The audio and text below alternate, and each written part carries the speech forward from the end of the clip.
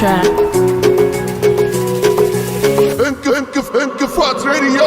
ጆሮና ደናቅፎ የሚጥል አዝናኝ ሬዲዮ ፕሮግራም እንቅፋት ወዝ አዲስ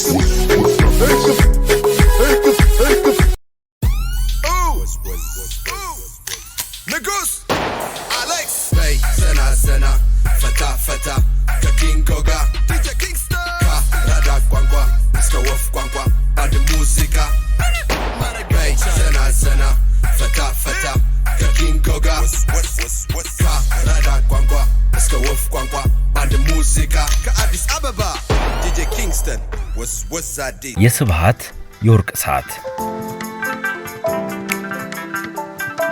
በመሃል አራዳ ደጃችሁ ቤላይ ሎት ያንጠለጠለው ስብሃት ነው ወይ? ስብሃት ገብረ እግዚአብሔር። ስብሃት እንደ ኤሚል ዞላ ወጣ ባለ አጻጻፉ ይታወቃል።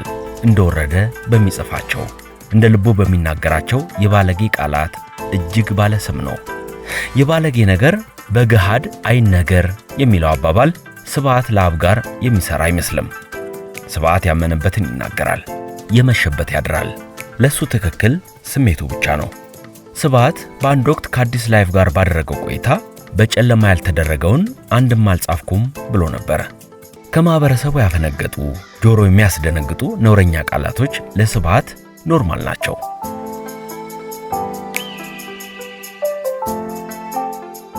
አወዛጋቢው የብዕር ሰው ስብሃት ገብረ እግዚአብሔር ደራሲ፣ አርታይና ጋዜጠኛ ብቻ አልነበረም፣ የልብ ወለድ ድርሰት ገጸ ባህሪም ጭምር እንጂ።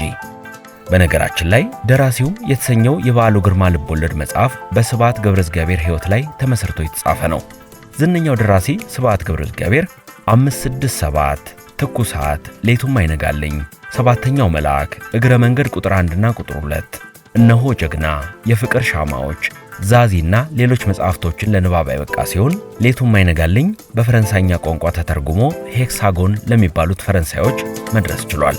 እስካሁን ከሰዎች አፍ የማይጠፋው በድንቅ ጸሐፊነቱ ዘውድ የደፋው ደራሲ ስብሃት ገብረ እግዚአብሔር በመነን መጽሔት፣ በአዲስ አድማስ ጋዜጣ፣ በአዲስ ዘመን ጋዜጣ፣ በዛሬቱ ኢትዮጵያ፣ በእፎይታ መጽሔት፣ በለዛ መጽሔትና በሪፖርተር ጋዜጣ ያወጣቸው በነበሩት ጽሑፎች ይበልጥ ተወዳጅ፣ አንዳንዴ አናዳጅ ነበረ።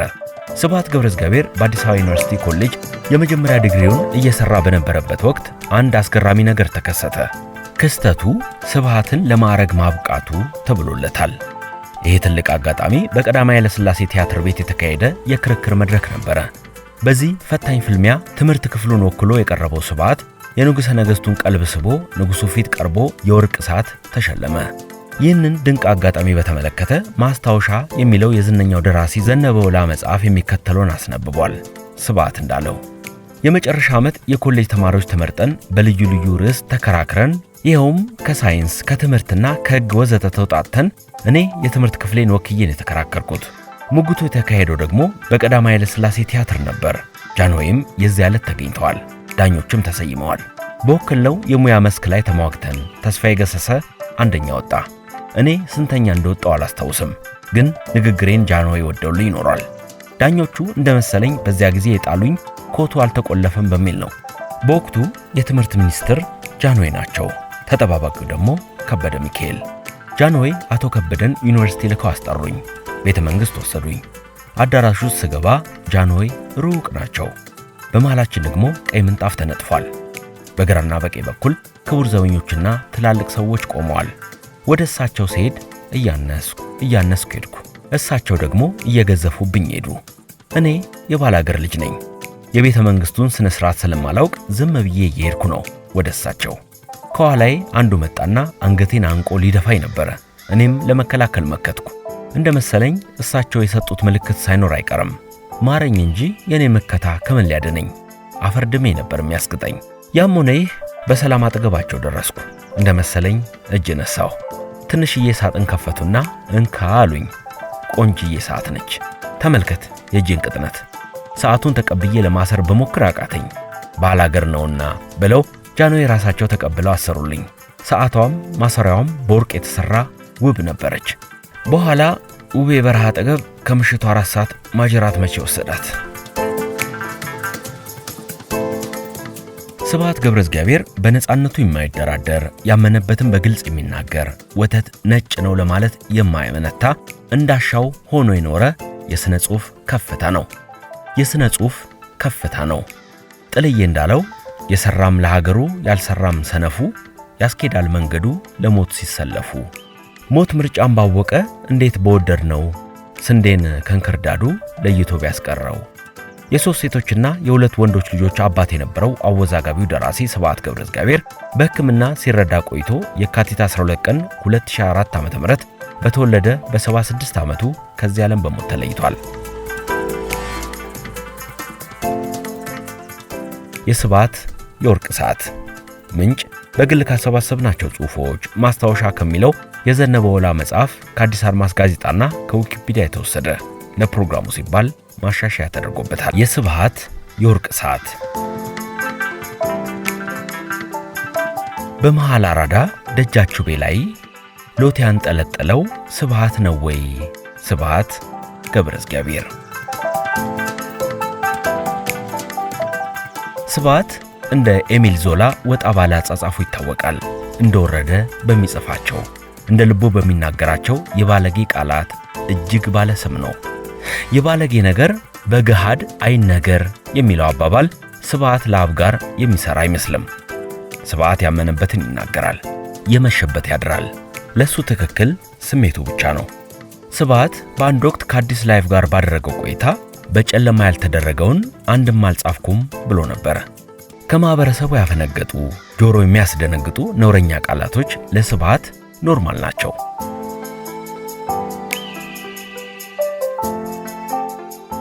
አወዛጋቢው የብዕር ሰው ስብሐት ገብረእግዚአብሔር ደራሲ፣ አርታይና ጋዜጠኛ ብቻ አልነበረም፣ የልብ ወለድ ድርሰት ገጸ ባህሪም ጭምር እንጂ። በነገራችን ላይ ደራሲው የተሰኘው የበዓሉ ግርማ ልብ ወለድ መጽሐፍ በስብሐት ገብረእግዚአብሔር ሕይወት ላይ ተመስርቶ የተጻፈ ነው። ዝነኛው ደራሲ ስብሐት ገብረእግዚአብሔር 567፣ ትኩሳት፣ ሌቱም አይነጋልኝ፣ ሰባተኛው መልአክ፣ እግረ መንገድ ቁጥር 1 እና ቁጥር 2፣ እነሆ ጀግና፣ የፍቅር ሻማዎች፣ ዛዚና ሌሎች መጽሐፍቶችን ለንባብ ያበቃ ሲሆን ሌቱም አይነጋልኝ በፈረንሳይኛ ቋንቋ ተተርጉሞ ሄክሳጎን ለሚባሉት ፈረንሳዮች መድረስ ችሏል። እስካሁን ከሰዎች አፍ የማይጠፋው በድንቅ ጸሐፊነቱ ዘውድ የደፋው ደራሲ ስብሐት ገብረእግዚአብሔር በመነን መጽሔት፣ በአዲስ አድማስ ጋዜጣ፣ በአዲስ ዘመን ጋዜጣ፣ በዛሬቱ ኢትዮጵያ፣ በእፎይታ መጽሔት፣ በለዛ መጽሔትና በሪፖርተር ጋዜጣ ያወጣቸው በነበሩት ጽሑፎች ይበልጥ ተወዳጅ፣ አንዳንዴ አናዳጅ ነበረ። ስብሐት ገብረእግዚአብሔር በአዲስ አበባ ዩኒቨርሲቲ ኮሌጅ የመጀመሪያ ዲግሪውን እየሰራ በነበረበት ወቅት አንድ አስገራሚ ነገር ተከሰተ። ክስተቱ ስብሐትን ለማዕረግ ማብቃቱ ተብሎለታል።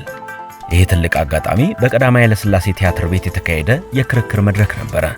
በዚህ ፈታኝ ፍልሚያ ትምህርት ክፍሉን ወክሎ የቀረበው ስብሐት የንጉሠ ነገሥቱን ቀልብ ስቦ ንጉሡ ፊት ቀርቦ የወርቅ ሰዓት ተሸለመ። ይህንን ድንቅ አጋጣሚ በተመለከተ ማስታወሻ የሚለው የዝነኛው ደራሲ ዘነበ ወላ መጽሐፍ የሚከተለውን አስነብቧል። ስብሐት እንዳለው የመጨረሻ ዓመት የኮሌጅ ተማሪዎች ተመርጠን በልዩ ልዩ ርዕስ ተከራክረን ይኸውም ከሳይንስ ከትምህርትና ከሕግ ወዘተ ተውጣጥተን እኔ የትምህርት ክፍሌን ወክዬን የተከራከርኩት። ሙግቱ የተካሄደው ደግሞ በቀዳማዊ ኃይለ ሥላሴ ቲያትር ነበር። ጃንሆይም የዚያ ዕለት ተገኝተዋል። ዳኞችም ተሰይመዋል። በወከለው የሙያ መስክ ላይ ተሟግተን ተስፋዬ ገሰሰ አንደኛ ወጣ። እኔ ስንተኛ እንደወጣው አላስታውስም፣ ግን ንግግሬን ጃንሆይ ወደውልኝ ይኖራል። ዳኞቹ እንደመሰለኝ በዚያ ጊዜ የጣሉኝ ኮቱ አልተቆለፈም በሚል ነው። በወቅቱ የትምህርት ሚኒስትር ጃንሆይ ናቸው። ተጠባባቂው ደግሞ ከበደ ሚካኤል። ጃንሆይ አቶ ከበደን ዩኒቨርሲቲ ልከው አስጠሩኝ።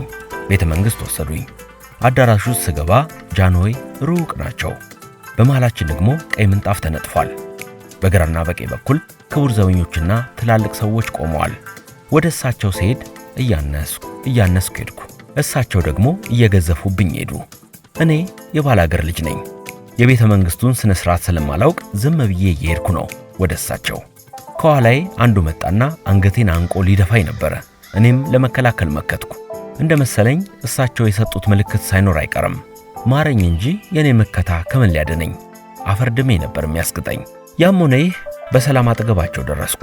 እንደ መሰለኝ እጅ ነሳሁ። ትንሽዬ ሳጥን ከፈቱና እንካ አሉኝ።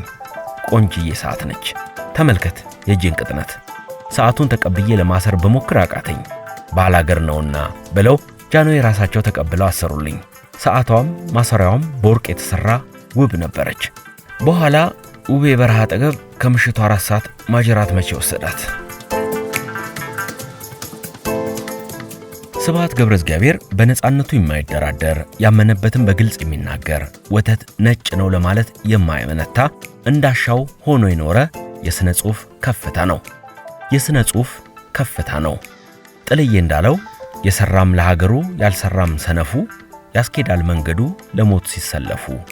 ሞት ምርጫን ባወቀ እንዴት በወደድ ነው ስንዴን ከንክርዳዱ ለይቶ ቢያስቀረው። የሶስት ሴቶችና የሁለት ወንዶች ልጆች አባት የነበረው አወዛጋቢው ደራሲ ስብሐት ገብረእግዚአብሔር በሕክምና ሲረዳ ቆይቶ የካቲት 12 ቀን 2004 ዓ.ም በተወለደ በ76 ዓመቱ ከዚህ ዓለም በሞት ተለይቷል። የስብሐት የወርቅ ሰዓት ምንጭ በግል ካሰባሰብናቸው ጽሑፎች ማስታወሻ ከሚለው የዘነበ ወላ መጽሐፍ ከአዲስ አድማስ ጋዜጣና ከዊኪፒዲያ የተወሰደ ለፕሮግራሙ ሲባል ማሻሻያ ተደርጎበታል። እንቅፋት ሬዲዮ ወዝወዝ አዲስ ንጉስ አሌክስ በይ ዘና ዘና ፈታ ፈታ ከኪንጎ ጋር ዲጄ ኪንግስተን ከራዳ ቋንቋ እስከ ወፍ ቋንቋ አንድ ሙዚቃ በይ ዘና ዘና ፈታ ፈታ ከኪንጎ ጋር ከራዳ ቋንቋ እስከ ወፍ ቋንቋ አንድ ሙዚቃ ከአዲስ አበባ ዲጄ ኪንግስተን ወዝወዝ አዲስ